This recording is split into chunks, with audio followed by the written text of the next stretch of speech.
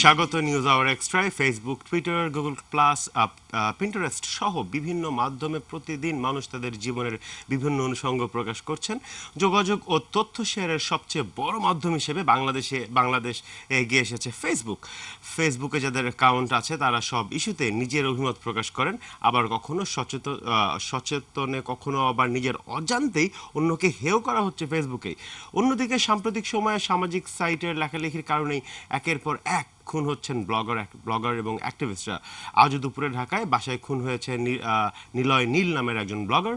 সামাজিক সাইটের এইসব বিষয় নিয়ে কী ভাবছেন এই সময়ের ফেসবুকের তরুণ মুখরা, এই নিয়ে আমাদের আজকের নিউজ আর এক্সট্রা। আমাদের আজকের শিরোনাম আমরা রেখেছি অনলাইনে ঘৃণার বীজ, এবং এই বিষয়ে কথা বলার জন্য আমরা আজকে আমন্ত্রণ জানিয়েছি এবং আমাদের এখানে উপস্থিত আছেন আমাদের অতিথি। আমাদের সঙ্গে আছেন কবি এবং লেখক, অনলাইন অ্যাক্টিভিস্ট আখতারুজ্জামান আজাদ। আমাদের সঙ্গে আছেন তাহসান খান, সঙ্গীত শিল্পী, অভিনেতা এবং শিক্ষক, যার নামের সাথে আর কিছু যোগ করে সময় নষ্ট হয় কিছুটা। আছেন ইশতিয়াক আহমেদ, তিনি একজন লেখক এবং ফিচার এডিটর ফর দৈনিক আমাদের সময়।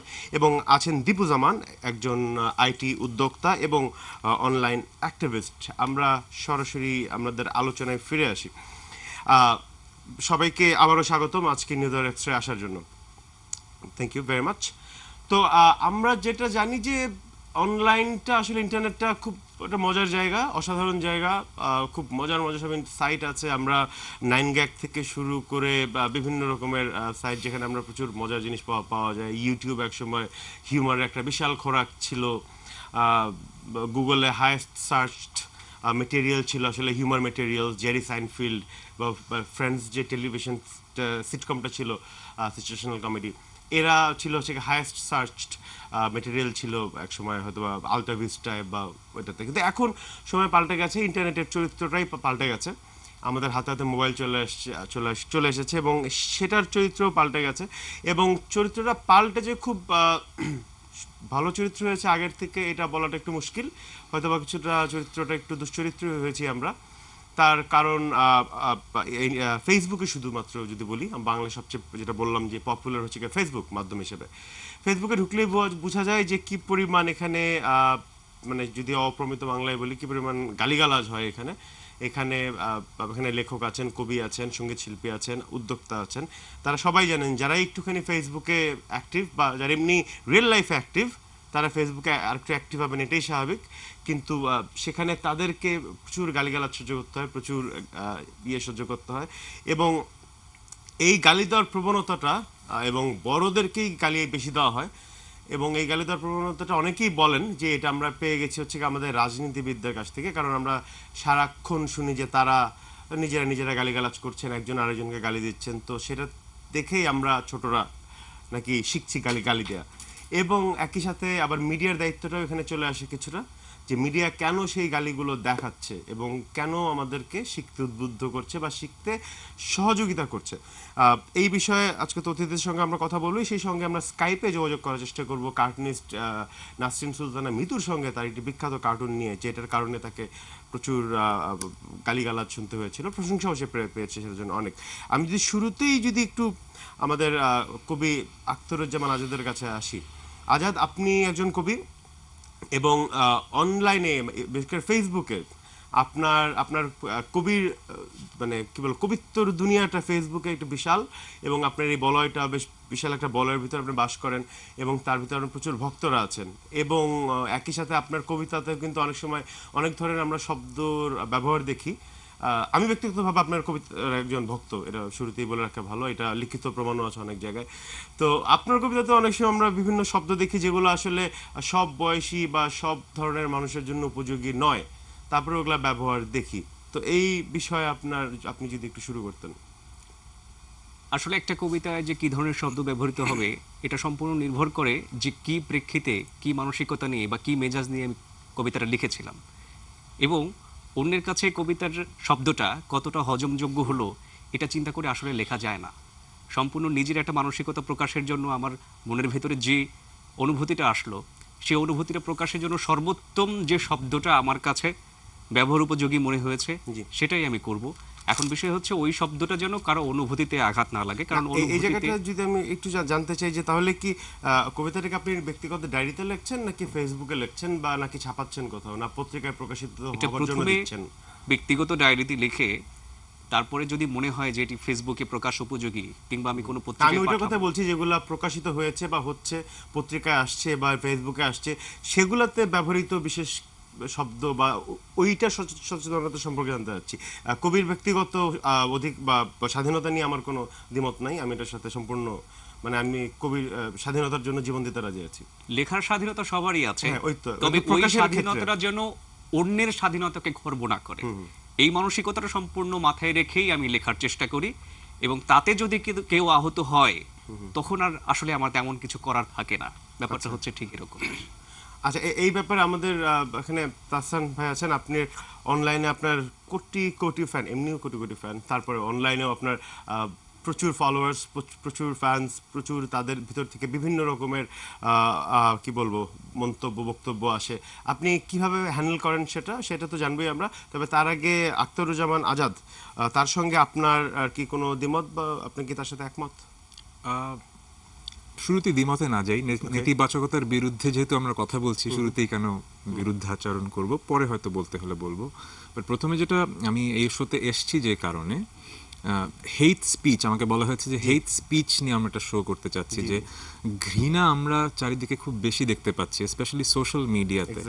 এবং আমরা যারা আসলে সোশ্যাল মিডিয়াতে, আমি হয়তো রিসেন্টলি খুব অ্যাক্টিভ না, কিন্তু যেহেতু আমার ফ্যান পেজে অনেক মানুষ ধারণা করে যে আমি হয়তো অনেক অ্যাক্টিভ, এই কারণে এইসব শোতে আমাকে আপনারা আমন্ত্রণ জানান। আমি তো দায়িত্ববোধ থেকে আসি, কারণ হয়তো আমি বললে মানুষজন কথাগুলো শুনবে। রিসেন্টলি যে ঘটনাগুলো ঘটলো, ধরেন আমাদের দেশে হয়েছে কি, আমরা পজিটিভিটিকে শেয়ার করি না। আপনি একটা ভালো গান দেখলেন, একটা ভালো সিনেমা দেখলেন, আপনি যতটুকু শেয়ার করবেন, কাউকে পচিয়ে যদি কেউ কিছু লেখে, কাউকে খারাপ বলে কেউ কিছু যদি আপলোড করে, সেটা কিন্তু বেশি শেয়ার করি আপনার নিজেরাই, বন্ধুদের মাঝেই দেখেন, টাইম লাইনে দেখেন।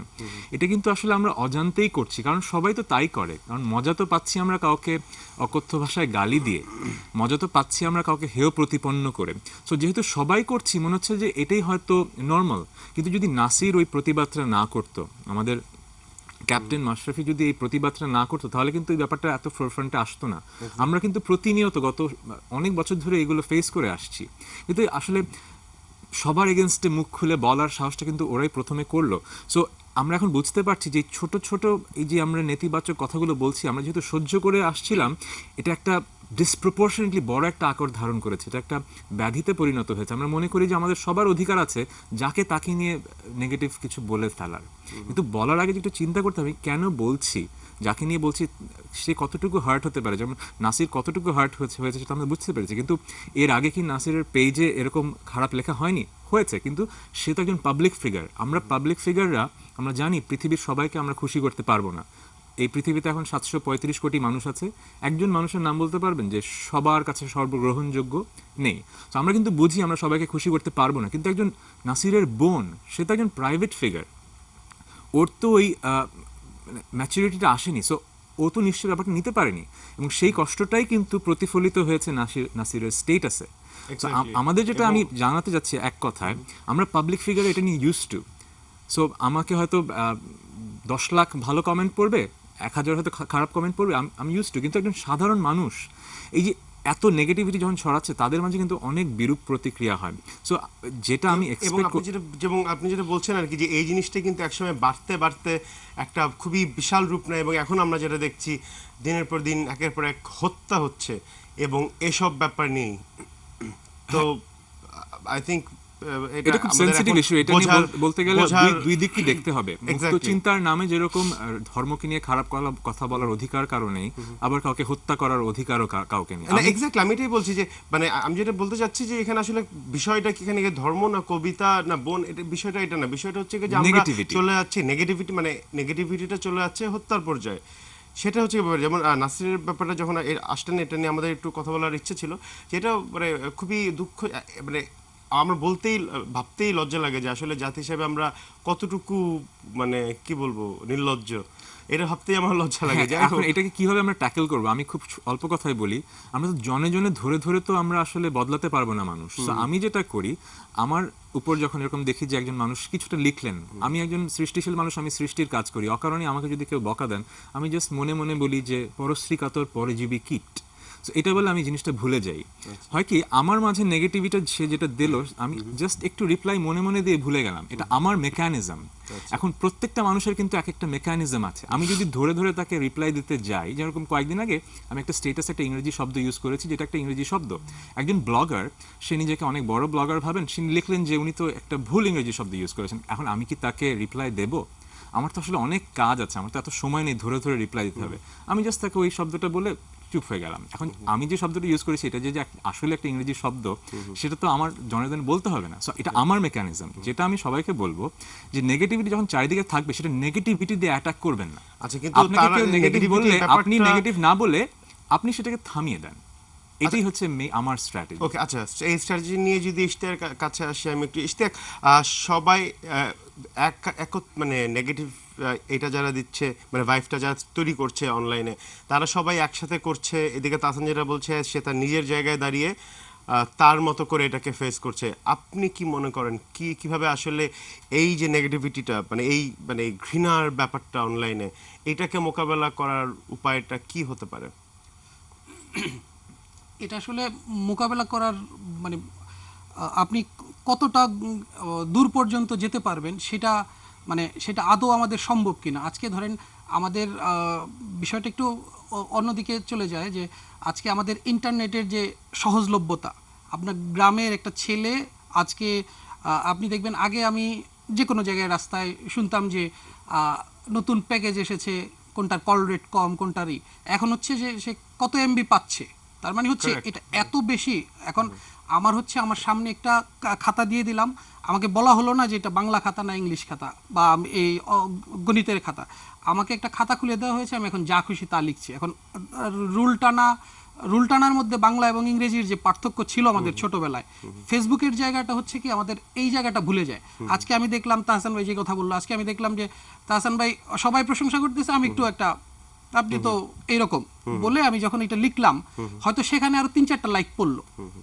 অবশ্যই তাহসান ভাই যেটা বলছে যে সবাইকে তো সবাই ভালোবাসে না, কিন্তু তারপরে হচ্ছে আমি আসলে কোন রুচির, আমি আসলে কোন পর্যন্ত মানুষকে মানে খারাপ বলবো, আমি আসলে কেন বলবো, আমার বিচার বিশ্লেষণের সময়টা নাই। এত ক্ষুদ্র একটা মাধ্যম যে আজকে তাহসান ভাইয়ের এখন একটা গান শেয়ার হচ্ছে, আমার কাছে ভালো লাগলো না, আমি বললাম যে আচ্ছা ঠিক আছে, আপনার গানটা হয়তো আরেকটু, আপনি একই প্যাটার্নের গান করছেন অথবা একই লিরিকের গান করছেন, আপনার একটু পাল্টানো দরকার।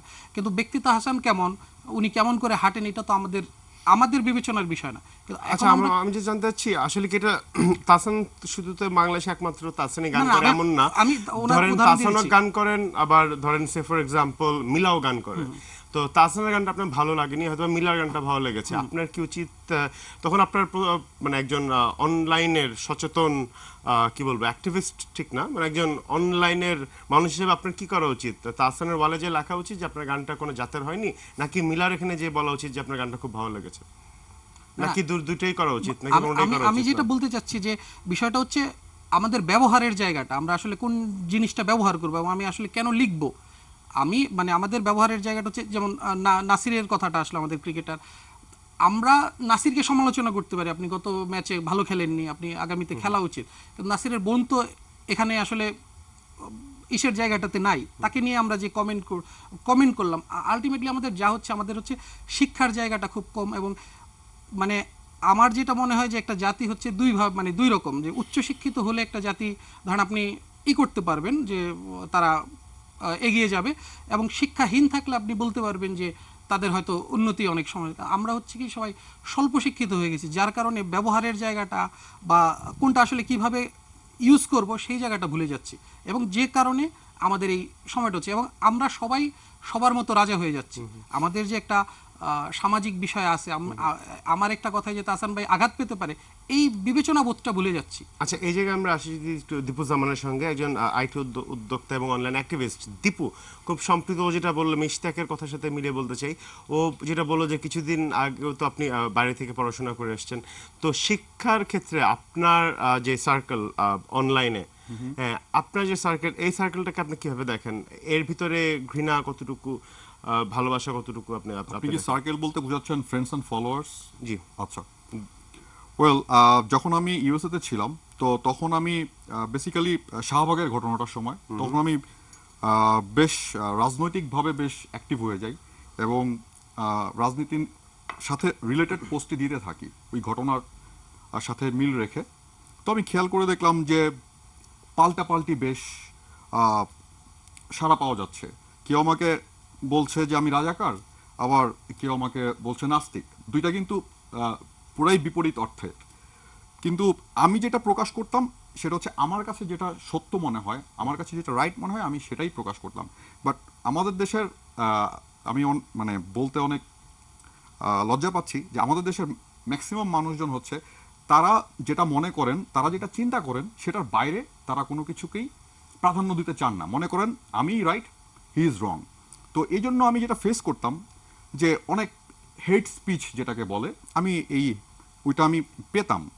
তো এরপরে আস্তে আস্তে যেটা এখন আমি যেটা যে অবস্থানে আছি যে বাংলাদেশে আসার আগে থেকেই আমি রাজনৈতিক ব্যাপারগুলো সত্যি কথা বলতে অ্যাভয়েড করার চেষ্টা করেছি। কেন করেছি? বিকজ আমি বাংলাদেশে আসার আগে 2-3টা ইনবক্স মেসেজ পাই যেখানে বলা হয়েছে তুই দেশে আয়, আমরা will take care of you, মানে ওই রকম একটা ব্যাপার, টেক কেয়ার অফ ইউ মানে কি, চাকরি মানে দিবে না আমাকে মেরে ফেলবে। আচ্ছা, ওকে, টেক ঠিক আছে? কেয়ার অনেক সো রকম। দেখেন, আমি বলতে পারি আমি একজন সাহসী ছেলে, বাট আমি এই রিস্কটা নিব না যে আমি অনলাইনে লেখালেখির জন্য I don't want to get killed, to be honest. তো এই জন্য আমি যেটা করি, আমার পরিবারের দিকে তাকিয়ে, সবার দিকে তাকিয়ে আমি একদম রাজনৈতিক পোস্টটা বন্ধ করে দিই। আর কোনটা রাইট কোনটা wrong I don't care anymore. তো এখন যেটা হয়েছে যে আমার সার্কেলটা হয়ে গেছে যে ওরা বুঝে গেছে যে দীপু জামান এই টাইপের ছেলে, এই টাইপের লেখা লিখে। সো এখন আর সেই ধরনের হেড স্পিচটা আমি পাচ্ছি না। বাট দেন এগেইন আমার ফেসবুকের অ্যাকাউন্টে অনেক হেড স্পিচ পাচ্ছেন না কেন? আপনি নিজে হেড স্পিচ দিচ্ছেন না বলেই কি আর পাচ্ছেন না নাকি? ওয়েল, ওইভাবে দিচ্ছি না দেখে পাচ্ছি না, এটাও ট্রু। আবার লেটস সে আমি তাহসান ভাইকে নিয়ে একটা পোস্ট দিলাম, বাট আমার পোস্ট দেওয়ার ধরনটা টোটালি ডিফারেন্ট। আমি কিন্তু ঘৃণা থেকে কোনো থেকে আমি পোস্ট কখনো দিয়েছি এক সময় যখন নতুন নতুন ফেসবুকিং করতাম। বাট আস্তে আস্তে আমি রিয়েলাইজ করলাম যে এটা ঠিক হচ্ছে না, মানুষজনের মাঝে ঘৃণা ছড়ানো ঠিক হচ্ছে না। যেমন আমি ছোট্ট করে বলতে চাই, ওই শাহবাগের ঘটনার সময় আমি একটা নিউজ শুনে আমি একটা স্ট্যাটাস লিখে দিই। তো সেটা লেখার পর আওয়ামী লীগের একজন বড় লিডার, উনি নাম বলছি না, উনি আমাকে চ্যালেঞ্জ করে বসেন এবং আমি দেখলাম he is right, I am রং। তারপর থেকে আমি চিন্তা করলাম যে না, যা শুনবো সেটাই লিখে দিব না, আমি আগে যাচাই করব, তারপরে যদি লিখতে হয় আমি লিখবো। সো আমার ফেসবুকের ফ্রেন্ডস অ্যান্ড ফলোয়ার্সরা এখন যেহেতু ওরা বুঝে গেছে যে আমি আর ওই রকম লেখা লিখি না, সো আমি ওই রকম হেড স্পিচ পাচ্ছি না। বাট যারা আমার মতো না তারা কিন্তু অলরেডি আমাকে আনফ্রেন্ড করে দিয়েছে, অনেকে ব্লক করে দিয়েছে, আমিও করেছি অনেককে। সো একটা ফিল্টারিং এর মাধ্যমে এখন আমি এমন একটা অবস্থায় আছি যে I am very happy with my friends and followers. আচ্ছা, তো তার মানে এই জায়গায় এরকম একটা ইন্টারেস্টিং জায়গা আসলে হাসান ভাই, যে আমি কিছু মানে স্পিচ দেওয়া বন্ধ করার পরে দেখা গেল যে এই দিক থেকে মানে that can be an very, কি বলবো, খুবই ইন্টারেস্টিং একটা চক্র হতে পারে। আমরা যখন বিশেষ সার্কেলের কথা শুনি, এটা আবার একটা খুব ভালো একটা সার্কেল, মানে একটা সাইকেল হতে পারে। তো এই বিষয়ে নিয়ে আমরা আরেকটু আলাপে আসবো, তার আগে একটা ছোট মানে বিরতি নিতে হবে। আমরা নিচে ছোট্ট একটি বিরতি, ফিরে আসছি বিরতির পরে।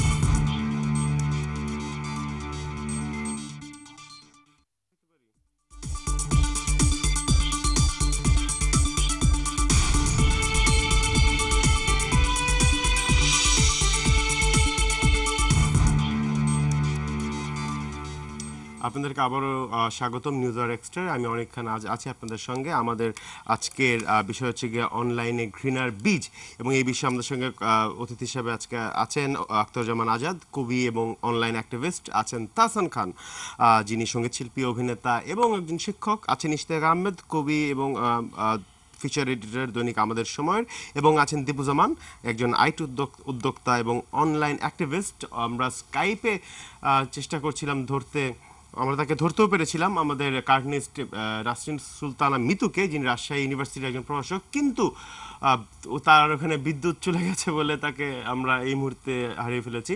কিন্তু আমরা একটু পরেই চেষ্টা করবো টেলিফোনে আরেকজন বাংলাদেশের অনলাইনে বলতে গেলে বিগেস্ট স্টার, যে সেলিব্রিটি যদি কেউ থেকে থাকেন, যে বাংলাদেশের অনলাইন সেলিব্রিটি, সেই ভদ্রলোক আরিফার হোসেন, তাকে চেষ্টা করবো আমরা টেলিফোনে ধরতে।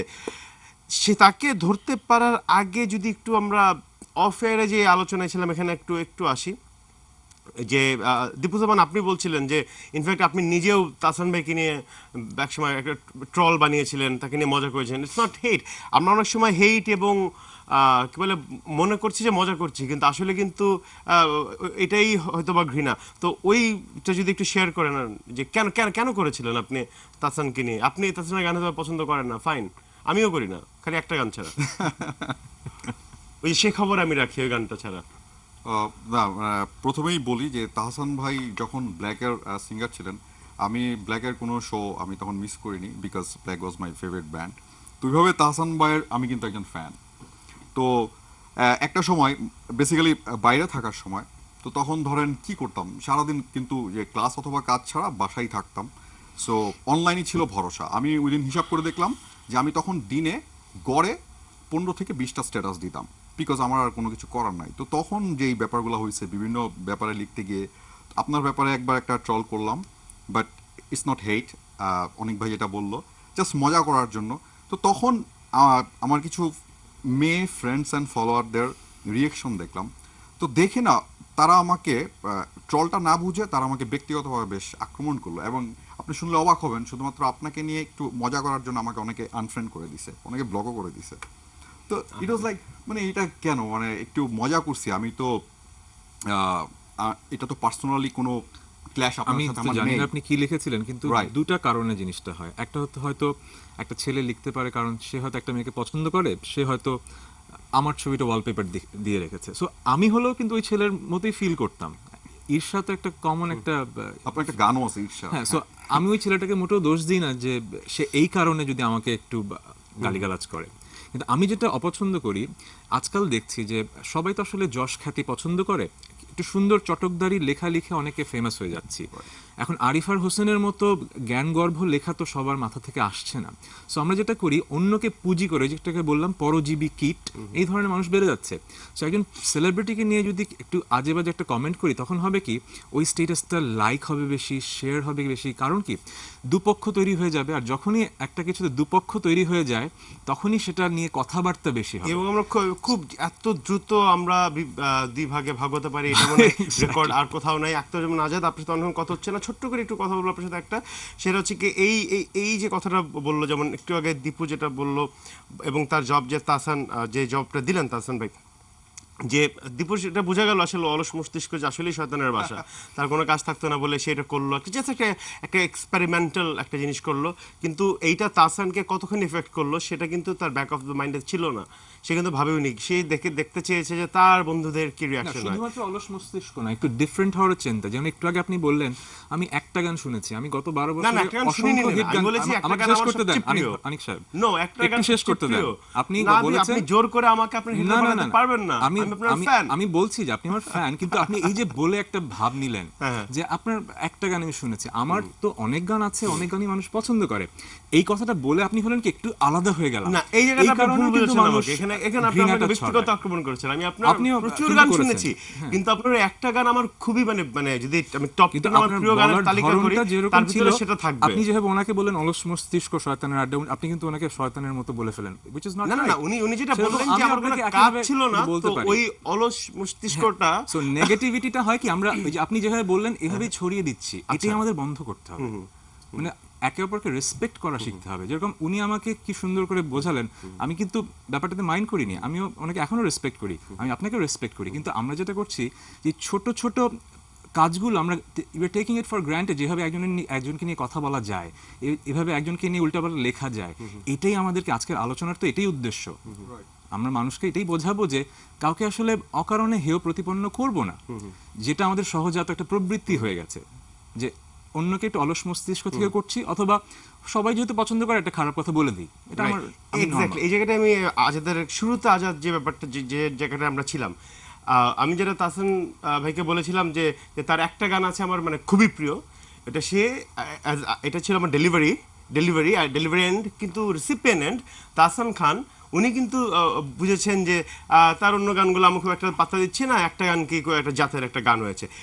এটাই কিন্তু আসলে আপনার স্টেটমেন্টটা আপনি interesting টা। যদি রিরানে দেখেন দেখবেন যে কিভাবে ছিল, আগেটা প্রিসিডিং স্টেটমেন্ট ছিল, ওটা আপনার মানে সহজাত এইভাবেই কথা বলাটা আপনার জন্য মনে হয় আচ্ছা, normal। যাই হোক, ঠিক আছে, এটা নিশ্চয়ই এটা নিয়ে আমরা ব্যক্তিগত চেহারা আলাপ আমরা মিলে একসাথে এটা নিয়ে আমরা ঠিকঠাক করব। তার আগে একটা যেমন আছে আপনার কবিতার ক্ষেত্রে যেটা বলছিলেন যে আপনি যখন লেখেন যে নিজের জন্য লেখেন, কমপ্লিটলি নিজের জন্য, কে কিভাবে নিচ্ছে না নিচ্ছে এইটা আপনি একবারেই মাথা ব্যথা নেই। অথচ এই মুহূর্তে আপনি দেখলেন যে তাহসান ভাই এবং আমার কিন্তু খুবই ভালো খাতির, আমরা আমাদের ব্যক্তিগত জীবনে আমাদের খুবই ভালো খাতির, তারপরেও কিন্তু কোন লেভেলের একটা অন এয়ারে একটা ডিফারেন্স তৈরি হয়ে গেল জাস্ট মানে দুজন, আমার ডেলিভারি এবং তার রিসিভিং এর এটার কারণে। I might be wrong or he might be wrong, যে কেউ ডেফিনেটলি দুজনের মধ্যে কেউ না কেউ ভুল। আপনার কি ধারণা যে আপনি যখন কবিতা লেখেন এবং যেটা আপনি বললেন যে আমি আমার মতো করে ভেবে লিখি, আমি আমার স্বাধীনতা থেকে লিখি, হ্যাঁ আমি দেওয়ার পরে কে কি ভাবলো, কে কি চিন্তা করলো, এটাতে খুব একটা কিছু গা করলাম না, এটা কি আসলে গা কেন গা করবেন না? গা করা তো উচিত। আপনি দেখেন আমার হাতে আসেন ঝগড়া লেগে যাচ্ছে। গা করাটা উচিত, কিন্তু বিষয়টা হচ্ছে যে এখানে দুটো পয়েন্ট আছে। একটা হচ্ছে আমরা যখন অনলাইনে একটা বিষয় যখন লিখি, আমি লিখলাম আপনি বুঝতে পারলেন, অথবা আপনি লিখলেন আমি পুরোপুরি অর্থ বুঝতে পারলাম না, এখানে একটা বিষয় খুব গুরুত্বপূর্ণ থাকে, সেটা হচ্ছে একটা রিটেন স্টেটমেন্ট আমার মানসিক অবস্থাটা এক্সপ্রেস করতে পারে না। আমি মনে মনে কি জিনিসটা চিন্তা করলাম এটা কিন্তু আমি লিখে ঠিকভাবে বোঝাতে পারলাম না, শেষ পর্যন্ত ইমো দিয়ে বোঝাতে হয়। এখানে যে একটা বোঝার যে একটা গ্যাপ রয়েছে, ওই গ্যাপটাকে যদি আপনি বা আমি যদি কোনোভাবে একটু উদারভাবে চিন্তা করি, তাহলে কিন্তু বোঝা হয়ে যায় যে আমি আসলে কি বলতে চেয়েছিলাম বা কি লিখতে উদারভাবে চেয়েছিলাম। চিন্তা করা, তখন যদি আমরা বলি এটা তো আবার ডেফিনেশন অনেক কিছু বেরোয় আসতে হবে। উদারভাবে চিন্তা নিয়ে আরেকটু বিষয় যে সেটা হচ্ছে যে একটু আগে তাহসান ভাই এবং আপনার মধ্যে যে একটা ছোটখাটো বচসা হয়ে গেল, এটা যদি আমরা ব্যক্তিগত আড্ডায় চায়ের দোকানে বসে যে আমরা যদি গল্প করতাম, তখন কিন্তু তাহলে কিন্তু এটা আরো অনেক এন্টারটেইনিং হতো। তখন আমরা হয়তো দুজন কাঁধে মিলে- হাত আচ্ছা, বলে এই আদর করে topic টা আরো খুব আরেকটু সুন্দর পরে হবে ইতি টানবো, সো ইতিকে এখনই টেনে দেবো। না বলবেন অসুবিধা নেই, আমরা আরো অনেক টপিক আছে। একটু আগে যে ঘটনাটা ঘটলো এটা তো আমার পক্ষ থেকে প্ল্যান্ড ছিল, কারণ আমি একটা জিনিস দেখাতে চাই বাড়ির দর্শকদের। আচ্ছা, ইউজুয়ালি কি হয় আমাদের বেশিরভাগ, আমি যখন বিদেশে ছিলাম আমার কিন্তু এরকম বাকবিতণ্ডা আমার বন্ধুদের সাথে হতো, কিন্তু সেটা পলিটিক্স নিয়ে হোক, রিলিজিয়ন নিয়ে হোক, তারপরেও কিন্তু আমরা গলা জড়াজড়ি করে বাড়ি ফিরতাম। আমাদের দেশে যেটা হয়, এরকম একটা ঘটনা হওয়ার সাথে সাথে একে অপরের মুখ দেখা দেখি বন্ধ করে দিই এবং একদম জীবনের শত্রু হয়ে যায়। সো আমি যেটা করলাম, একটা ফ্যাব্রিকেটেড ঝগড়া আমি যেটা তৈরি করলাম। ওকে, ইট ওয়াজ ফ্যাব্রিকেটেড। It was fabricated. আপনি শুনেন, আমি এতদিন একটা সত্যি কথা বলি, আমি গায়ক হিসেবে আমি আপনাকে ভালো অনেক অভিনেতা, এটা অনেক বলতে- পছন্দ করি, কিন্তু অভিনেতা হিসেবে এতটা করতাম না, এখন থেকে করি। কিন্তু আমি এখন এই মুহূর্তে থেকে করি। আমি এখন পয়েন্টটা মেক করি আমি যে কারণে কাজটা করলাম। সো এটার পরেও কিন্তু এমন হতো না যে আমি কিন্তু আপনার মুখ দেখা থেকে বন্ধ, যদি সত্যি হতো ঝগড়াটা, আপনি তো আমাকে ওইভাবে বলেননি, আমি তো বানিয়ে বানিয়ে বললাম। এখন কিন্তু আমি যেটা চাই, আমরা এসে হাগ করবো একে অপরকে, মানে আমরা মানুষকে বোঝাতে চাই যে মতের একটু অমিল হওয়া মানে এই না যে আমার একে অপরকে ঘৃণা করতে হবে। আমার আপনার জোকস পছন্দ হয় না, আপনার আমার গান পছন্দ হয় না, তার মানে তো এই না আমরা বন্ধু হতে পারবো না। যেরকম আমার অনেক ক্লোজ ফ্রেন্ডস আছে, তারা আমার অনেক বড় সমালোচক, কিন্তু তারা আমার বন্ধু, কারণ আমি জানি ও যে সমালোচনা করছে সেটা আমার গঠনমূলক সমালোচনা। তো আমাদের দেশে যেটা হয় কি, গঠনমূলক সমালোচনাটা করার ক্ষমতাটা মানুষের কম হয়, যেটা হয় পরশ্রী কাতরতা, এবং একটু পরশ্রী কাতরতার ফলে হয় কি কমিউনিকেশন গ্যাপ এবং ঝগড়াঝাটি, গালি গালাজ, এবং শেষ পর্যায়ে যেটা হয়, যেটা আজকে আমরা দেখলাম, হেট ট্রেডের চূড়ান্ত। সো আমি এক্সারসাইজটা এই জন্যই বোঝালাম মানুষকে, এটা শিখতে হবে আমরা একে অপরের সাথে মতের অমিল রাখবো, আমি আওয়ামী লীগ আপনি বিএনপি, আপনি আওয়ামী লীগ আমি বিএনপি, কিন্তু তার মানে তো এই না যে আমাদের একে অপর একদম মেরে ফেলতে হবে, মেরুকরণের একদম চূড়ান্ত চলে যেতে আজকে হবে। যেটা দেখলাম যে মানে আমাদের এখন যা হচ্ছে মেরেই ফেলতে হচ্ছে। যাই হোক, আমার টেলিফোনে আরিফার হোসেন আছেন, তো অভিনেতা। আমি ভেবেছিলাম আমি ইতিটা শেষে টানবো, কিন্তু যেভাবে করে একটু মহলটা ভারী হয়ে গেল। যাই হোক, আমার প্রিয় অভিনেতা তাহসান, ধন্যবাদ। তো আমরা টেলিফোনে আমাদের সঙ্গে আছেন আরিফার হোসেন। আরিফ ভাই, আপনি কি শুনতে পাচ্ছেন? জনাব হোসেন, একদম অনেক ভাই শুনতে পাচ্ছি, আমার কথা শুনতে পাচ্ছেন? হ্যাঁ, ভলিউমটা একটু মনে হয় বাইরে দিতে হবে। আরিফ ভাই, আপনাকে স্বাগতম নিউজ আর এক্সট্রায়। থ্যাংক ইউ সবাইকে। চমৎকার লাগছিল। আমার কাছে একটা জিনিস ভালো লাগছে যে আপনারা অনলাইনে ঝগড়া থামাতে গিয়ে এখানে ঝগড়াঝাটি শুরু করেছেন। তো আমি খুব খুব এনজয় করছিলাম। আমি ভাবলাম যে যখন বলবেন যে শুনতে পাচ্ছেন আমি চুপ করে থাকবো, কথা বলবো না। আরিফ মনে হয় আমাদের ভাই কেমন লাস্ট আছেন? পার্টটা শুনেনি। রাইট। শেষ অংশটুকু মানে মিস করে গেছেন, আমরা মিটমাট করে ফেলছি। Oh, shit, দাদা। যাই হোক, আরিফুর হোসেন, আপনি বাংলাদেশের অনলাইনে আর কি বলা যায় যে অনলাইন সেলিব্রিটি যদি কেউ থাকে, আপনি যদি স্ট্যাটাস দেন যে হাচ্চো, সেখানে 40,000 লাইক এসে পড়ে। তো বাংলাদেশের অনলাইন সিনারিও সম্পর্কে ছোট্ট করে আপনি যদি আপনার ব্যক্তিগত মতটা দেন যে আসলে আমাদের অনলাইন সিনারিওটা এরকম। আমাদের আজকের বিষয় হচ্ছে গিয়ে অনলাইনে ঘৃণার বীজ। তো এখানে কি আসলেই ঘৃণার বীজ কি আসলে মহিরুহ হয়ে উঠেছে, বা বীজটা কি আসলেই ঘৃণার, নাকি আসলে এখানে পজিটিভিটি কিছু কিছু না কিছু আছে? আপনার কি মত? না, চমৎকার একটা টপিক। আমার কথা শোনা যাচ্ছে? আমরা শুনতে পাচ্ছি। Okay, স্টুডিওর না, ভলিউমটা একটু এখানে বাড়ালে আসলে ভালো হয়। আমার মনে হচ্ছে দুটো বিষয় আছে। আমাদের একটা মিসকনসেপশন আছে যে ফ্রিডম অফ স্পিচ আর হেট স্পিচ, এই দুটো গুলিয়ে ফেলছি। এটা একটা অ্যাঙ্গেল। আরেকটা অ্যাঙ্গেল হলো যে আমরা সমালোচনা কেন জানি সহ্য করতে পারি না, এটা একটা বিষয়। আর আরেকটা হচ্ছে যে আমরা সমালোচনা করতেও পারি না। আমরা একটা বেসিক ভুলে যাই যে সমালোচনা জিনিসটা এমন হতে হয় যেটা গাছটাকে বড় করতে সাহায্য করে, উপরে ফেলতে না। তো আমি শিওর তাহসান ভাইয়ের সাথে আমি কিন্তু গত পরশুদিনও আলাপ হয়েছে ওনার একটা ট্রোল নিয়ে। তো মানে উনি খুব পজিটিভ ভাবে জিনিসটা নিয়েছে। তো উনি বললো যে দেখো আরিফ, যে এত মানুষ আমাকে পছন্দ করে, এর মধ্যে যদি 2-3 জন অপছন্দ করে, মানে আমি ওদেরকে নিয়ে যদি চিন্তা করি আমি আগাবো কিভাবে। তো জিনিসটা আমার কাছে খুব ভালো লেগেছে যে না, ঠিক আছে, মানুষ যখন কাউকে নিয়ে ট্রোল করছে অথবা হেট স্পিচ দিচ্ছে, আমার মনে হয় একমাত্র সলিউশন হচ্ছে এটাকে ইগনোর করা। তো এটা অনেকেই করে আসছে। যেমন এখানে আজাদ বসে আছে, ওনার সাথে আমার বেশ কয়েকদিন আগে ওনার একটা ট্রোল পেজ নিয়ে আলাপ হচ্ছিল। উনিও দেখলাম যে সেম মাইন্ডসেট। উনিও বলছে যে হ্যাঁ, আমাকে যত মানুষ পছন্দ করে তার সেই তুলনায় কিছু মানুষ অপছন্দ করবেই। তো ওগুলোর দিকে যদি আমি কনসেন্ট্রেট দেওয়া শুরু করি, আমি ভালো কাজগুলো করবো কিভাবে। তা আমার মনে হয় বাংলাদেশ অনলাইনে এখন মানে এই মাইন্ডসেটটা আমাদের থাকা উচিত যে যারা আমাদের বিরুদ্ধে হেট স্পিচ দিচ্ছে অথবা ট্রোল করছে, তারা করুক না। আমাদের দেশে তো আমরা মানুষরা খুব দুঃখী মানুষ, সুখ করার খুব একটা চান্স পাই না। তারা ট্রোল বানাচ্ছে, তারা নিজেরা হাসতেছে, তার ফ্রেন্ড সার্কেল হাসতেছে, করুক না, তারা এনজয় করুক। আমার তো মনে হয় এতে আমার আরো সওয়াব হচ্ছে আমি যদি তাদেরকে রিয়াক্ট না করি। তো এটা হচ্ছে আমার মাইন্ডসেট। যেমন আমাকে নিয়ে তো মোটামুটি কম হয় না, কিন্তু আমি না খুব এনজয় করি জিনিসগুলা। এটাকে রিয়াক্টও করি না, কিন্তু এনজয় করি যে তারা খুব সুখে আছে। তো আমাদের দেশে মানুষ সুখ পাচ্ছে না, সেখানে যদি তারা একটা সুখে থাকে আমার উসিলায়, আই এম শিওর আমার জন্য একটা সওয়াব কিন্তু না। তারা যে সুখটা পাচ্ছে, এই সুখটা যখন সামগ্রিকভাবে খুবই একটা তো খারাপ একটা রূপ নিচ্ছে। আমরা তো আজকেও দেখলাম যে কি হলো। এটা আসলে কি, এটার একটা উত্তর আমি এভাবে দিই। দেখেন, আমাদের আমাদের সবার মন মানসিকতা কিন্তু 19-20।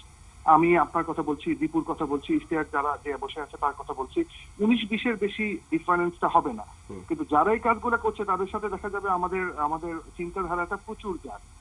এই কাজগুলো তারাই করছে যাদের সাথে আমাদের 19-20 পার্থক্য না, প্রায় 10-20 পার্থক্য। এবং সেই সংখ্যাটা আমি স্টিল বিলিভ করি যে অনেক কম। তো ও আমার মনে হয় অনলাইনে এত ভালো কাজ হচ্ছে, এত সুন্দর সুন্দর কাজ হচ্ছে, এত ক্রিয়েটিভ কাজ হচ্ছে। আচ্ছা, হ্যাঁ, সেইখানে ওটা ঠিক আছে আরিফ ভাই। তার মানে আপনি কি আমাদের এই অনলাইন বা ইন্টারনেট যেভাবে প্রসারিত হয়েছে পুরো দেশে, যে এই ব্যাপ্তিটাকে দোষারোপ করছেন কিছুটা, যে বেশি ছড়িয়ে গেছে, বেশি মানুষের মধ্যে চলে গেছে? আমাদের মানুষ সবার তো বিভিন্ন রকম, মানে আমাদের আমাদের চিন্তা ভাবনা তো অনেক ডিফারেন্ট অনেক। আমাদের মধ্যবিত্ত এবং উচ্চবিত্ত নিম্নবিত্তর ফারাক অনেক বেশি। শিক্ষিত, অল্প শিক্ষিত, অশিক্ষিত, মানে শিক্ষাহীন মানুষের সাথেও ফারাক অনেক বেশি। তো এই ব্যাপ্তিটাকে কি আপনি দোষারোপ করছেন? আমাদের কি তাহলে একটু কন্ট্রোল না, ইন্টারনেট দরকার বলে মনে করেন? অনেক ভাই, আমার মনে হচ্ছে এটা একটা প্রসেসের মধ্যে আছে। কারণ আমাদের যখন সবাই ডিজিটালাইজ হব, এই মফস্বলের এরা বলি অথবা যারা একটু নতুন ফেসবুক ইউজ করছে, তাদেরকে তো এই সিস্টেমের মধ্যে আসতে হবে। তারা এখন আসছে, এই সময়টাই আমরা একটু আমরা যারা একটু মানে তারা একটু আমাদের কাছে হয়তো একটু খারাপ লাগছে যে তারা ঠিক মতো আমাদের একটা কোট অথবা আমাদের একটা কথাটাকে ঠিক মতো নিতে পারছে না। কিন্তু এটাও সত্য যে সে কিন্তু তার সার্কেল নিয়ে খুশি। সে তার সার্কেলের বাইরে কিন্তু সে এটাকে নিয়ে খুব একটা কথা বলতে পারছে না। তো আমি মনে করি এটা পার্ট অফ দ্য প্রসেস। এক সময় সব ঠিক হয়ে যাবে। আমরা পুরা একটা গ্লোবালাইজেশনের যুগে আমরা কথা বলছি যে ডিজিটাল বাংলাদেশ গড়বো। এই সময় যদি আমরা এখন ওদেরকে এক্সেসও না দিই, সেটাও খারাপ হবে। সুতরাং এই ব্যাপ্তিটার মাধ্যমে এটাই কিছুটা ডিসঅ্যাডভান্টেজ, কিন্তু এটা কিন্তু লং লাস্ট করবে না, আই এম শিওর। তো আপাতত কোনো কন্ট্রোল কোনো বিষয় আপনি যেতে যাচ্ছেন না? কোনো আইন, কোনো নতুন কোনো এই ধরনের না বিষয়? না না না, আমি তো মনে করি যে আমি ভালো কাজ করলে আমার সমালোচনা হবেই, এবং সেটা বন্ধ করার কোনো মানে হয় না। আমি শিওর তাসান ভাইয়া জিনিসটা এইভাবে নিচ্ছে, আজাদ ভাইয়া নিচ্ছে, ইশতিয়াকও নিচ্ছে, দীপুও নিচ্ছে। তো আমি মনে করি এটা আমার কাছে কেন জানি মনে হচ্ছে এটা নিয়ে আলাপ করাটা আমার কাছে ওয়েস্ট অফ টাইম। কেননা আমরা কত ভালো ভালো কাজ হচ্ছে, এগুলো হচ্ছে ছোটখাটো বিষয় যেগুলো আমাদেরকে একটু আপসেট করে, but end of the day আমি শিওর যে আমরা এগুলো থেকে আরো মোটিভেটেড হতে পারবো। If I am not wrong, এটা আমার কনসেপশন।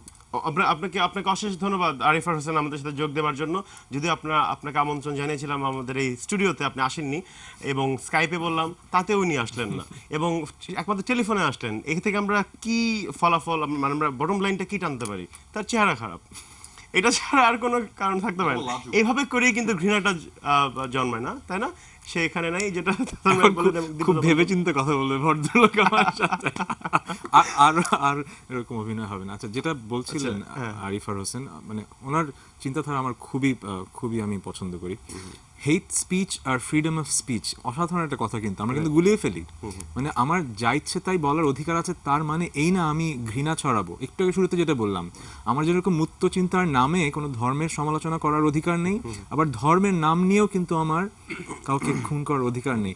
এই ব্যাপারগুলো বেশি বেশি বলতে হবে। হ্যাঁ, আমরা এই শোটা করার উদ্দেশ্যটা অনেক বড়, কিন্তু এইটা কিন্তু মেইন। আমাদের দেশে এখন যে সমস্যাগুলো আমরা দেখছি, আমাকে নিয়ে সমালোচনা হচ্ছে, কি আসে যায়? আমার তো অসংখ্য ফ্যান, একটু কয়জন এটা কিন্তু ইস্যু না। মেইন ইস্যু হচ্ছে বাংলাদেশের সামগ্রিকভাবে মানুষের মনে এই বীজটা বপন করা যে মানুষকে শ্রদ্ধা করতে হবে। তোমার সাথে মতের অমিল থাকলেও তাকে শ্রদ্ধা করতে হবে। আমাদের দেশে একটু আগে উনি বলছিলেন স্বল্প শিক্ষিতদের কারণেই হয়তো এটা হচ্ছে। শুধু যে স্বল্প শিক্ষিতদের জন্য তা কিন্তু না, যারা শিক্ষিত আমাদের মাঝেও কিন্তু এই ব্যাপারটা আছে যে আমরা নিতেই পারি না। আপনি যেরকম বললেন যে আমি কারো ওপিনিয়ন নিতেই পারি না যদি আমার থেকে আলাদা হয়। সো আমরা এই যে 1 ঘন্টা ধরে কথা বলছি, এই কথাগুলো কিন্তু বাংলাদেশের মানুষকে তখনই মানে আসলে বদলাবে যদি আমরা বারবার এই পজিটিভ কথাগুলো বলি, যে একে অপরকে শ্রদ্ধা করতে হবে, মতের অমিল থাকলেও আমাদের একসাথে বসে চায়ের কাপে একসাথে হতে হবে। কারেক্ট। আমরা ছোট একটা বিরতি নেব। তো বিরতির যাওয়ার আগে বলে রাখি যে আমাদের সঙ্গে ইশতিয়াক আহমেদও আছেন, আমার খুবই প্রিয় লেখক, এবং উনি একজন সম্পাদকও বটে। তো সম্পাদকের দায়িত্ব কি আছে কিনা ইন্টারনেটের জন্য? কি do we need an editor for internet? কারণ ইন্টারনেটে আমরা এতক্ষণ যে কথা বললাম, ইশতিয়াক, ইচ্ছা করে আপনাকে আমি এর ভিতরে ঢুকাইনি। তার কারণ হচ্ছে গিয়ে যে আপনি দেখলেন যে নানান রকম মত, বিভিন্ন রকম মত, টেলিফোনেও একরকম মত আসলো। তাহসান ভাইয়ের সাথে কিন্তু দীপুর ডিফারেন্স আছে কিছুটা, দীপুর সাথে আজাদের ডিফারেন্স আছে। তো এই জিনিসটাকে আমরা কন্টেন্ট কীভাবে করব? আসলে ইন্টারনেট বিশাল বড় একটা জায়গা। আরিফার হোসেন যেটা বললেন, যেটা ছড়িয়ে গেছে সবার মাঝে, এবং মানুষের চিন্তার এবং গ্রহণযোগ্যতার আসলে ডিফারেন্সটা অনেক বেশি আমাদের দেশে, যে আসলে আর 19-20 না, এটা হচ্ছে 10-20 অনেকখানি। তো একজন সম্পাদক হিসাবে আপনার মন্তব্যটা আমি চাইবো, তবে তার আগে একটা ছোট্ট বিরতি নিতে হবে। দর্শক, নিচ্ছি ছোট্ট একটি বিরতি, ফিরে আসছি বিরতির পর।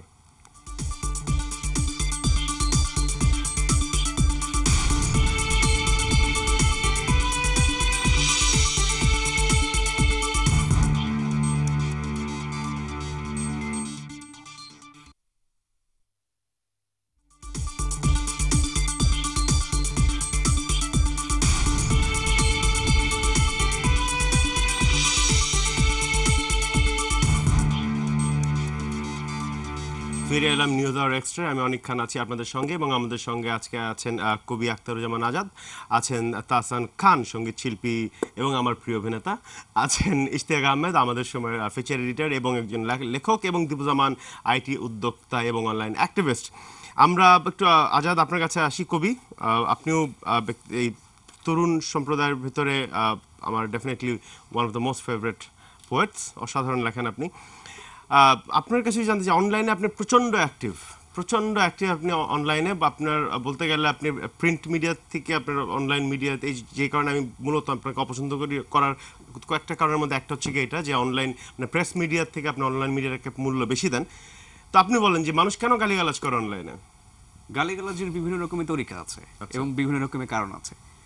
একটা কারণ হচ্ছে যাদের খুব কম বয়স, কোনো কিছু বুঝে উঠতে পারে না যে আমি কি করব বা না করব, আমার কিছু একটা করতে হবে, আমার পেটের ভাত হজম হচ্ছে না, অথবা আমার কিছু একটা করতে হবে, এই একটা কারণে দেয়। এবং এদেরকে সাধারণত ফেসবুকে ইন্টার পাস বিপ্লবী সম্প্রদায় নামে চেনা হয়, যারা ইন্টারমিডিয়েট পাস করার পরে এবং বিশ্ববিদ্যালয়ে ভর্তি হওয়ার আগ পর্যন্ত সময়টা কি করবে বুঝে উঠতে পারে না, একটা জোশ থেকে, একটা উদ্ধত রিপো থেকে কাজটা করে।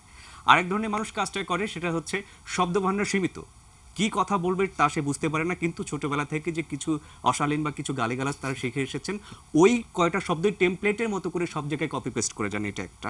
আরেকটা হচ্ছে এক শ্রেণীর মানুষ সৃষ্টিশীলতার অভাবে ভোগেন, এবং যারা সাধারণত একটু সৃষ্টিশীল তাদেরকে আক্রমণ করে তারা তাদের সৃষ্টিশীলতার অভাবটাকে পূরণ করার চেষ্টা করেন। এটা একটা দেখা যায় যে তাদের একটা কবিতা লেখার ক্ষমতা নেই, একটা ছড়া লেখার ক্ষমতা নেই, মিনিমাম একটা রান্নার রেসিপি লেখার পর্যন্ত ক্ষমতা নেই, কিন্তু অন্যের যেহেতু লিখতে পারছে, অন্যের পাতের ভাতটাকে নষ্ট করার জন্য এই কাজটা করে থাকে। আরেকটা হচ্ছে খুব সহজেই গালিগালাজ করলে অ্যাটেনশন সিক করা যায়।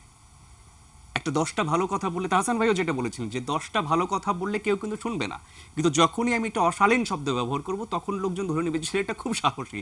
কিন্তু এই সাহসটা যে নেতিবাচক অর্থে শেষ পর্যন্ত গৃহীত হয় এবং শেষ পর্যন্ত আস্থা করে নিক্ষিপ্ত হয়, এই ব্যাপারটা তখন তিনি বুঝতে পারেন না।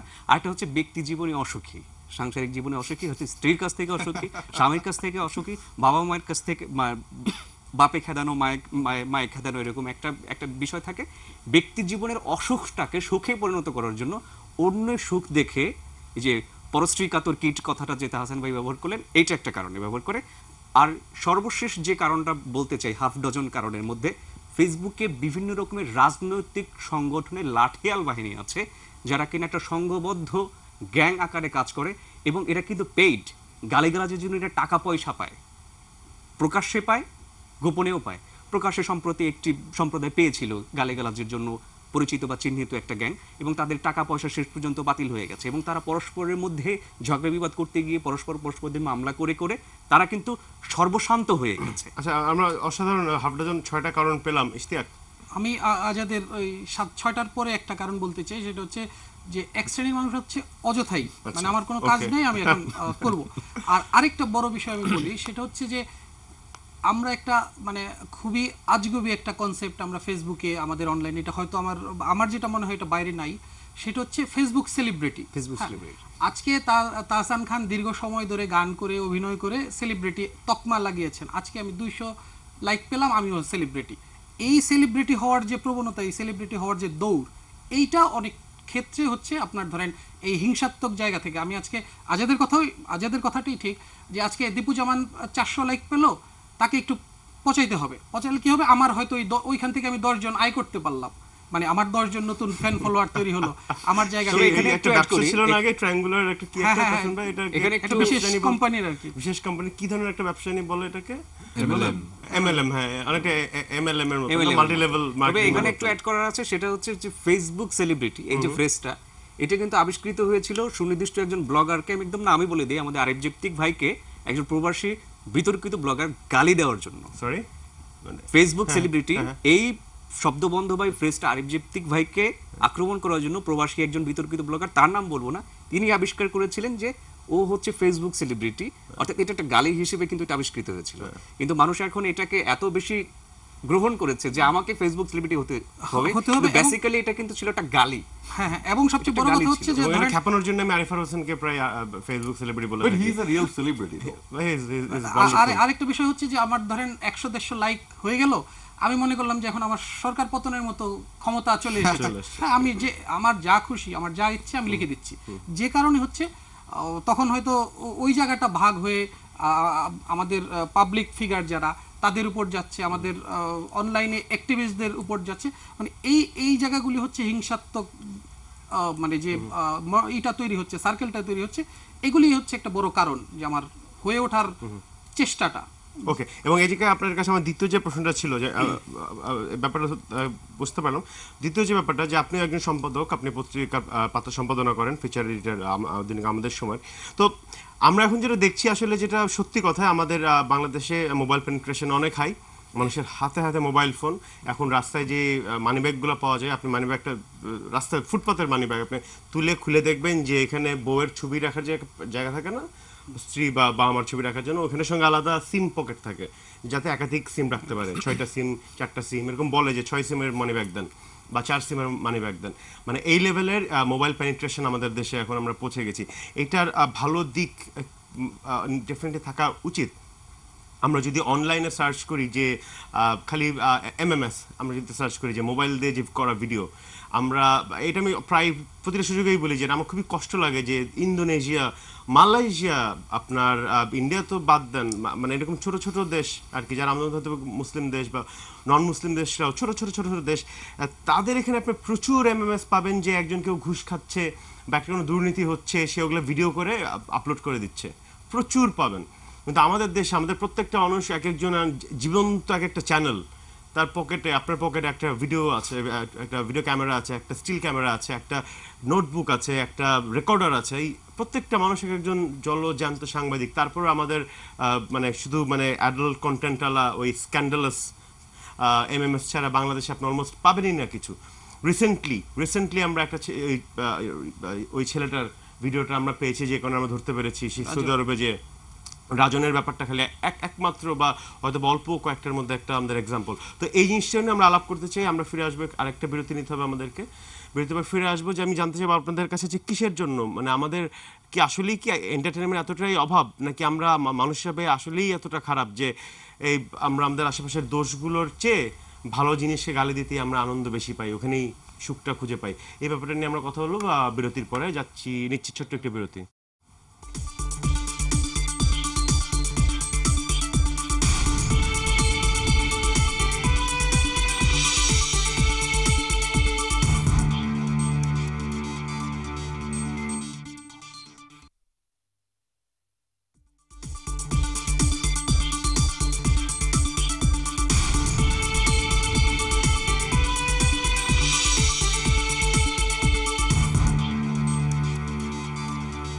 সবাইকে আবারও স্বাগতম নিউজ আওয়ার এক্সট্রায়। আমি অনেকক্ষণ এখন আছি আপনাদের সঙ্গে। আজকের আমাদের বিষয় হচ্ছে কি অনলাইনে ঘৃণার বীজ বলাটা আমি জানি না আজকে কতটুকু সঠিক, কারণ এই বীজ কিন্তু আসলে বড় হতে হতে একটা বিশাল বড় গাছে রূপান্তরিত হয়ে যাচ্ছে প্রায়। কিন্তু তারপরেও আমাদের আজকের অতিথি যারা আছেন তাদের কথা শুনে এবং টেলিফোনে যারা যোগ দিয়েছিলেন তাদের সাথে কথা বলে মনে হচ্ছে যেন কিছুটা আশার আলো টানেলের শেষে দেখা যাচ্ছে, কিন্তু টানেলটা কত বড় সেটা হচ্ছে এখন দেখার বিষয়। যাই হোক, আমরা ফিরে যাই আমাদের অতিথিদের কাছে। আমাদের সঙ্গে আছেন আখতারুজ্জামান আজাদ, কবি, লেখক এবং অনলাইন অ্যাক্টিভিস্ট, আছেন তাহসান খান, সঙ্গীত শিল্পী, শিক্ষক এবং আরও অনেক কিছু, আমার প্রিয় অভিনেতা, হ্যাঁ, এবং আছেন ইশতিয়াক আহমেদ, লেখক এবং সে হচ্ছে গিয়ে সম্পাদক, কি বলে, ফিচার এডিটর ফর আমাদের সময়। আছেন দীপু জামান, আইটি উদ্যোক্তা এবং অনলাইন অ্যাক্টিভিস্ট। চলো সরাসরি যাচ্ছি এবার ইশতিয়াকের কাছে। সেই সম্পাদনার কাছের জায়গাটা যদি একটু আমি জানতে চাই, আমাদেরকে কি আইন করা দরকার এখন? আমরা শুনছি এবং আছেও অনলাইন নিয়ে কিছু আইনও আছে, এটা নিয়ে মানে প্রশংসাও আছে, দ্বিমত, অনেক বিভিন্ন রকম আলোচনা হয় এটা নিয়ে। আপনি কি মনে করেন, শুধু ফেসবুক বা শুধু ব্লগ এন্ট্রিজগুলো নিয়ে বা এগুলো নিয়ে কি আলাদা করে কোনো সম্পাদনার কাছে কি থাকা উচিত না? না, আমার মনে হয় যে এইটা আসলে এইভাবে মানে আপনার অনলাইন বা এই সৃজনশীলতার জায়গা বা যে জায়গাটা হচ্ছে অনলাইন সামাজিক মাধ্যমটা, এটা হচ্ছে আপনি আটকে রাখার কোনো জায়গা নাই, আপনি আপনার মুক্ত মত প্রকাশ করবেন। কিন্তু ঘটনাটা হচ্ছে আমরা যদি আমাদের নিজেদের পাল্টানোর চেষ্টা করি। আমি আমার নিজের একটা উদাহরণ দিই, এবং সম্পাদনার কথা যেটা বললেন, আমি একটা সময় দীর্ঘ সময় দৈনিক যুগান্তরের বিচ্ছুটা সম্পাদনা করেছি। আমি আসলে সেটা করতে করতে আমার যেটা মানে ওইটাতে আমার খুব মানে শব্দ ধরে ধরে পড়তে হতো, কারণ হচ্ছে আমার কোন লেখায় কোন শব্দে আমার হচ্ছে এটা নিয়ে সমস্যা হতে পারে, আমার পত্রিকার ডিক্লারেশন বাতিল হতে পারে, আমার আরও অনেক সমস্যা হয়, একটি পত্রিকার হয়েছেও। তো সেই জায়গা থেকে আমার নিজের উপলব্ধিটা তৈরি হয়েছে, এবং আপনি আমার 4-5 বছরের বা 6 বছরের টাইমলাইন ঘাটলে দেখবেন আমি কখনো কোনো ব্যক্তিবিদ্বেষে ছিলাম না, আমি কখনো কাউকে গালি দেইনি, আমি কখনো কারো ছবি নিয়ে ট্রল করিনি। আপনি একজনকে গালি দিয়েছেন, আমি এই মুহূর্তে বলতে পারি। আপনার স্ট্যাটাসটা ছিল এরকম, আপনি একটা মেয়েকে, সে বলেছিল, মানে তাকে অভিযোগ করেছিল আর কি, যে আমি তোমার মশক প্রবণ এলাকায় কয়েল হতে চেয়েছিলাম, তুমি শুধু আমার পুড়ে যাওয়াটাই দেখলে। কি তুমি শুধু আমাকে দেখলে? হ্যাঁ, তুমি শুধু আমার প্যাচটাই দেখলে, পুড়ে যাওয়াটা দেখলে না। তো আপনি তো এটা অভিযোগ করেছেন। তো সেটা অভিযোগ করেছি। সেই জায়গা থেকে হচ্ছে কি আমি আমার যে সমালোচনা করতেছি, ধরেন আমার একটা বই বের হয়, এই বই যারা ভালো বলে আমি সবগুলি শেয়ার দিই, এবং একজন এসে দিচ্ছে, ভাই আপনার একজন তো গালাগালি করছে, আপনার এই বই ভালো হয় না, এত প্রচারণা করছেন কেন? আমি সেটাও স্ক্রিনশট নিয়ে দিয়েছি, আমার 10টা ভালোর পাশাপাশি আমার একটা। এবং সবচেয়ে বড় কথা, সে যে এটা লিখছে সে আইসা আমার কাছে হচ্ছে মানে ইনবক্সে সরি বলছে। আমার ঘটনাটা হচ্ছে আমরা যদি ধরেন নেওয়ার জায়গাটা থাকি হয়তো এক সময় পাল্টাবে, এটা আইন করে আসলে পাল্টানো সম্ভব না। আচ্ছা, তো আপনি আইনের আসলে চাচ্ছেন না যে এটা না। কন্ট্রোলড হোক। যেরকম ধরেন সিনেমার মতন আজকে যদি হঠাৎ করে আমরা গানের জন্য একটা সেন্সর বোর্ড বানিয়ে ফেলি, তো তাসিম ভাই এই জায়গাটাই ইশতিয়াক যেটা বললো, এই জায়গায় কিন্তু এখন সেলফ সেন্সরশিপের জায়গাটা এখানে কিন্তু আসলে চলে আসে, যে আমি ব্যক্তি অনেকখান হিসাবে আমি কতটুকু বলবো, কতটুকু ছাড় দিব। আজকে আখতারুজ্জামান আজাদ শুরুতে যেটা বলছিলেন যে আমি আমার লেখার ক্ষেত্রে ওই স্বাধীনতাটুকু আমার চাই, যে আমি এই শব্দটা লিখবো এবং এটা কোথায় কিভাবে যাচ্ছে না যাচ্ছে সেইটা পরের বিষয়। আমরা আবার শুরু আলাপে চলে যাচ্ছি।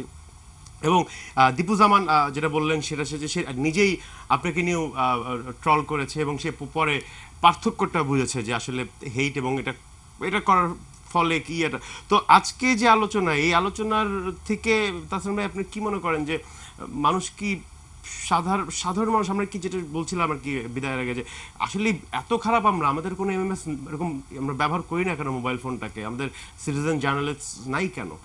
না, আমি বলবো না আমরা আপনি একজন শিক্ষক, এই একজন শিক্ষক হিসেবে কিন্তু আমি আপনাকে এই প্রশ্ন করছি।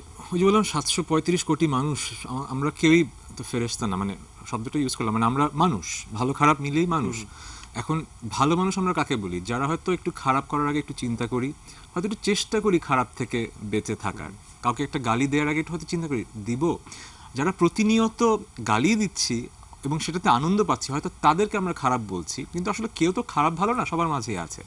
সো আমাদের দেশে যে ঘটনাটা ঘটছে, যে খারাপগুলো যারা দিচ্ছে লিখছে তাদেরকে আমরা সেটা করার জন্য প্রশ্রয় দিচ্ছি, তাদেরকে আমরা সেটা যদি প্রশ্রয় দেওয়াটা বন্ধ করে দিই তাহলে থেমে যাবে। কিভাবে করতে পারেন? যেটা আমি বললাম, এখন থেকে যদি আজকে থেকে আমরা যদি যারা দেখছি সবাই যদি প্ল্যান করি, যদি কোথাও দেখি কেউ অকারণে কারো সম্পর্কে খারাপ কিছু বলছে, আমরা সবাই যদি তাকে ব্লক করে দিই অথবা তাকে পরশ্রীকাতর পরজীবী কিট বলে কমেন্ট দিতে থাকি, সে তো নাইটমেয়ারে পড়ে যাবে। তার আশেপাশে সবাই তাকে ওই দিন থেকে পরজীবী পরশ্রীকাতর কিট বলতে শুরু করে দেবে। সে কিন্তু তখন দেখবে যে এর পরের বার আমি আর কারোর সম্পর্কে লিখতে গেলে কিন্তু হবে না। আমি সলিউশনে বিশ্বাস করি। টক শো করবো, কোনো সলিউশন নেই তা হবে না। আমি একটা সলিউশন দিচ্ছি। বাংলাদেশে কিছু মানুষ আছে তারা আসলেই নেতিবাচক এমন পর্যায়ে চলে গেছে যে অনলাইনে প্রতিনিয়ত গালি দেয়া, অন্যকে ভর করে একটু লাইক কামানো এবং একটু যশের আবরণ পড়বার জন্য এরকম প্রতিনিয়ত গালি দিয়ে যাচ্ছে। এসব মানুষগুলোকে চিহ্নিত করতে হবে, কিন্তু কোনো আইন দিয়ে সেগুলো করলে হবে না। আইনের ফাঁক ফোকর অনেক আছে। এইসব এত ছোট বিষয়, এটাকে আইনে কেন আনবেন? আইনের অনেক বড় বড় সমস্যা আছে। 2 লক্ষ ছোট বিষয় কি আমরা বারবার আমরা যখনই কথা বলি তখন এটাকে ইন্টারনেট এইসবকে বাচ্চা মানুষদের ছোটদের বিষয় বা কিংবা ছোট বিষয় বলে ছোট বিষয় তো, যেখানে মার্ডার কেসের আসামির কিছু হচ্ছে না সেখানে একজন আমাকে গালি দিল, এটা ছোট বিষয় না। না না, আমি যেটা বলছি যে এটাই কি ছোট বিষয় বলছি, কিন্তু এখান থেকে এই যে বীজ, এই শব্দটা আজকে আপনার মুখ থেকে কিন্তু আসছে, যে এই বীজটাই কি বড় হয়ে আমরা সমূলে উৎপাদন করব কিভাবে? আমাদের সিটিজেন সেন্সরশিপটা কিভাবে? আমি যখন দেখবো আমার বন্ধু এরকম কিছুটা করছে, আমি তাকে বকা দেব ওই তার স্টেটাসের নিচে, আমি তাকে বলবো তুমি একটা কিট। সো যখনই আশেপাশে এই ব্যাপারটা একটা পরিণত সবাই করতে থাকবে, দেখবেন যে নেগেটিভিটি কমে যাবে। সবাই ভাববে যে আপনি আছে নেগেটিভিটি দিয়ে নেগেটিভ কাটা দিয়ে কাটা তোলার মতো। না, এটা নেগেটিভিটি দিয়ে নেগেটিভিটি না, প্রশ্রয় দেওয়াটা। আমি যখন কাউকে কিট বলছি, এটা হচ্ছে হিউমার কিন্তু চলে আসলো, তাই না? এখন হিউমার দিয়ে কোনো কিছু ট্যাকল করা যায়, হেট্রেড দিয়ে হেট্রেডকে ইয়ে করা যায়। আমি যেটা করছি এটা হিউমারাস একটা কমেন্ট, পরজীবী কিট, তাই না? একটা হিউমারাস কমেন্ট দিয়ে আমি একটা হেট্রেডকে নিউট্রালাইজ করার চেষ্টা করছি। আচ্ছা, আবার হিউমার আমরা কতটুকু নিতে পারি এটাও একটা দেখার বিষয়, কারণ আখতারুজ্জামান আজাদের কিছু পোস্ট থাকে খুবই হিউমারাস, স্যাটারিক্যাল কিছু পোস্ট থাকে, যে কোনো বিষয়ে ঘটনা ঘটলেই উনি বিভিন্ন ব্যক্তিত্বদের, বেগম জিয়া থেকে শুরু করে সে মাননীয় প্রধানমন্ত্রী শেখ হাসিনা থেকে শুরু করে শুরু করে সবার প্রতিক্রিয়া দেয়, ও সে নিজে লিখে দেয় আর কি, যে কে কি প্রতিক্রিয়া দিতে পারে আর কি। যে কোনো একটা ঘটনা ঘটলো, যে আজকে অনেকক্ষণ এটা উপস্থাপনা করেছে, এটা কার কি প্রতিক্রিয়া। হ্যাঁ, তো এখন আপনি যখন লেখেন আপনার কি মাথায় থাকে যে আনিসুল হক হয়তো বা মাননীয় প্রধানমন্ত্রী বা বেগমজি হয়তো বা পড়বেন আপনার স্ট্যাটাস, কিন্তু লেখক আনিসুল হক তো হয়তো নিশ্চয়ই পড়তেই পারেন, তো উনি কি মন খারাপ করবে কিনা, উনার কি এটা খারাপ কষ্ট পাবেন কিনা, এটা কি মাথায় থাকে? তিনি ইতিমধ্যে মন খারাপ করে বসেছেন, তার আইডি থেকে আমাকে ব্লক করেছেন এবং পেজ থেকেও ব্যান করেছেন। কিন্তু আমি এগুলো লেখার আগে থেকেই তিনি করেছেন, কেন করেছেন জানি না। তবে আমার মনে হয় যে আমি এই সিরিজটা যেটা করি, মানে কার কি প্রতিক্রিয়া সিরিজ, এক্ষেত্রে হয়তো হোসেন মোহাম্মদ ইরশাদ, বেগম খালেদা জিয়া বা প্রধানমন্ত্রী শেখ হাসিনা হয়তো এটা পড়বেন না, কিন্তু আনিসুল হক বা আমার আসিফ নজরুল স্যার যেটা পড়বেন আমি সেটা জানি। কিন্তু বিষয় হচ্ছে আমি ওখানে কিন্তু কোনো ধরনের আক্রমণ করি না, কোনো ধরনের নোংরামি করি না, কোনো ধরনের গালিগালাজ করি না। আমি শুধু ওই সিরিজটা এই কাজটাই করি যে এই ঘটনার প্রেক্ষিতে তিনি কি বলতে পারতেন, তার যে কথা বলার একটা স্টাইল আছে। আনিসুল হক স্যারের সরাসরি কথা বলার বা লেখার একটা স্টাইল থাকে, রংপুর, বুয়েট ইত্যাদির বিভিন্ন কিছুর উপস্থিতি থাকে। আসিফ নজরুল স্যারের ক্ষেত্রে যেটা থাকে যদি, তবে, বাট, কিন্তু ইত্যাদি, কিন্তু একটু আমি এই বিষয়গুলো নিয়ে আমি আসলে ওনার স্ট্যাটাসগুলো কখনো পড়িনি, আমি তো বলতে পারবি ওনার ব্যাপারটা। কিন্তু আপনি যখন এভাবে লিখছেন, আপনার কি ধারণা বাংলাদেশের অডিয়েন্স এই স্যাটায়ারটা বুঝতে পারছে? যদি এমন হয় আনিসুল হকের পরে এমন একটা কথা লেখা যেটা আপনার তৈরি করা কথা, বানানো কথা, হিউমারাস একটা স্যাটিরিক্যাল একটা পিস, তো সাধারণ মানুষ হয়তো যখন পড়ছে হয়তো ভাবছে সেটা তার আসল কথা। কারণ বাংলাদেশের হিউমার কিন্তু এখনো এতটা ইভলভ না, সেই জন্য আমি হয়তো এই রুটটা এখনো নেওয়াটা সেফ মনে করি। আজাদের এই বিষয়টা নিয়ে আমি একটু বলি। আজাদের যে জায়গাটা হচ্ছে এটা খুব স্পষ্ট। আজাদ হচ্ছে যে ভাষারীতিটা লক্ষ্য করে, সেখানে কোনো গালাগালি থাকে না, সেটা সে মানে তার ভাষায়। যখন আপনি ধরেন বিএনপি গভর্নমেন্টের সময় কি বলা হয়, আওয়ামী লীগের দোষ দেওয়া, আজাদ যখন খালেদা জিয়ারটা লিখছে তখন আওয়ামী লীগের দোষ দিয়ে লিখছে, আবার মাননীয় প্রধানমন্ত্রীটা যখন লিখছে তখন খালেদা জিয়ার দোষ দিয়ে লিখছে। ওখানে কারো মানে আজাদের কোনো মতামত নেই, এখানে হচ্ছে তাদের ভাষারীতি অনুসারে আজকে অনেক খান শোতে কি করলো সেটা নিয়ে লিখছে, এবং সেটা আমার মনে হয় পজিটিভ। মানে সেখানে আসলে গালাগালি সেটাকে নেতিবাচক জায়গাটা নেওয়া উচিত। আর তাসনিম ভাইয়ের সাথে আমি একটু দ্বিমত, এটা বিশাল দ্বিমত করবো উন্মাদ পত্রিকা নির্বাহী সম্পাদক হিসাবে।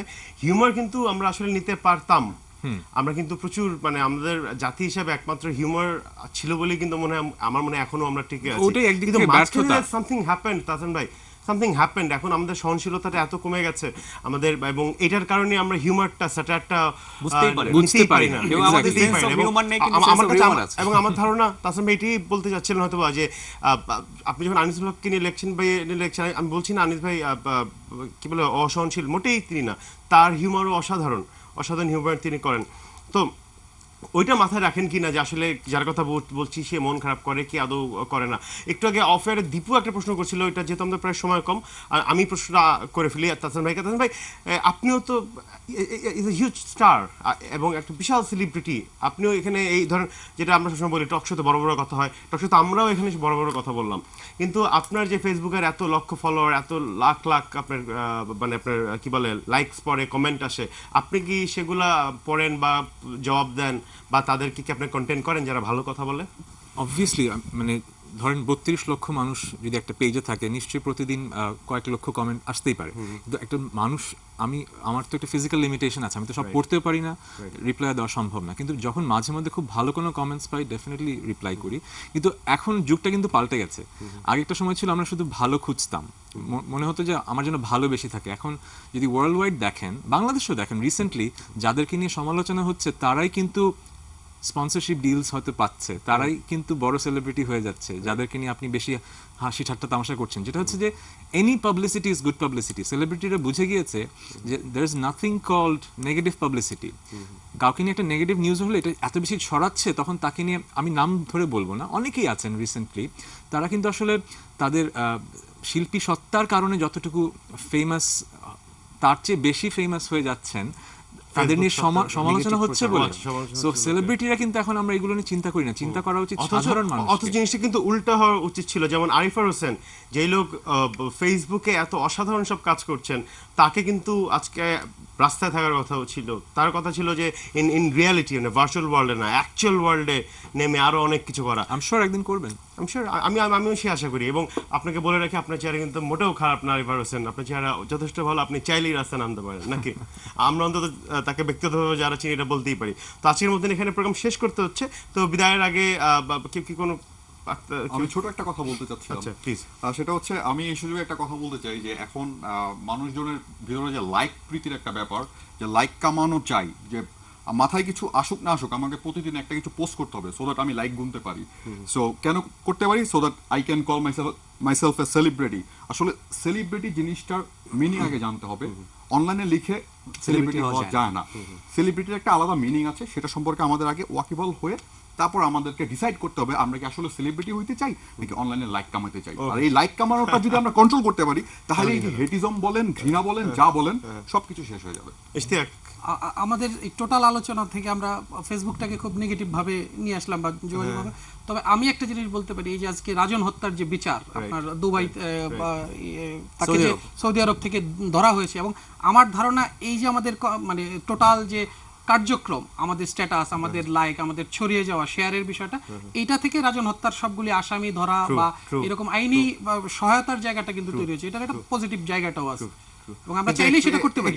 এবং exceptions can not be examples, এটা আমরা জানি। তো আমরা এটাই, আমি তাসিম ভাইকে এটাই আসলে জানতে চাচ্ছিলাম, যেটা কি আমরা মানে শুরু হিসাবে দেখবো নাকি এটা একটা বিচ্ছিন্ন ঘটনা হিসাবে দেখবো, আমি জানি না। এখন যদি আমাদের মানে অপেক্ষাই কেবল করতে হবে নাকি?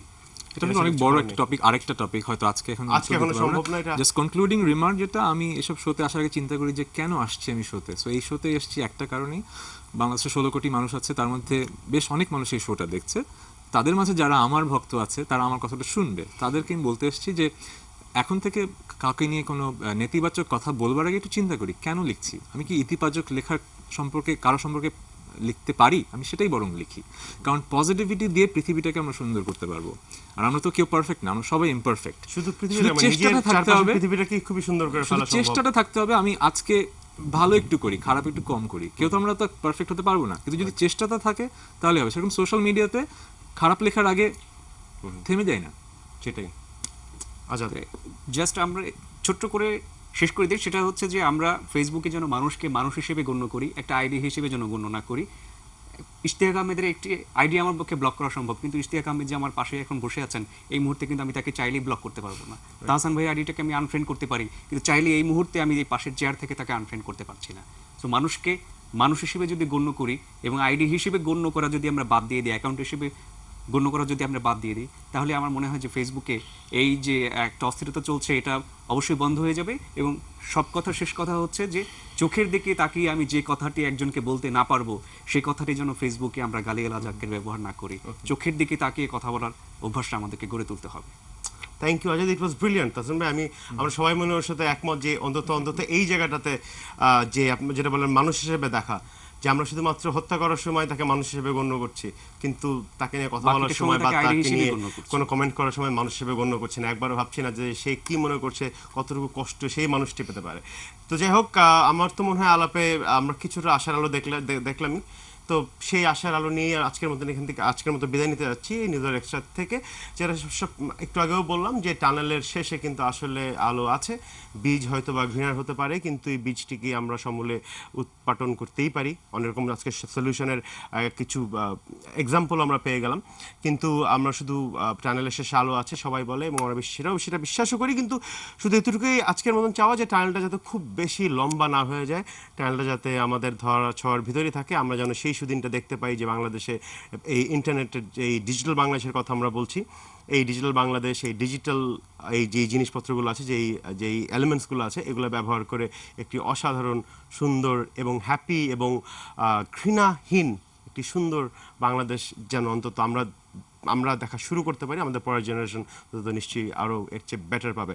আজকের মতন এখানেই বিদায় নিচ্ছি। আপনারা সবাই ভালো থাকুন। ফিরে আসবো আগামীকালকে নিউজের এক্সট্রা নিয়ে, অন্য কোনো অতিথির সঙ্গে, অন্য কোনো হোস্টকে নিয়ে।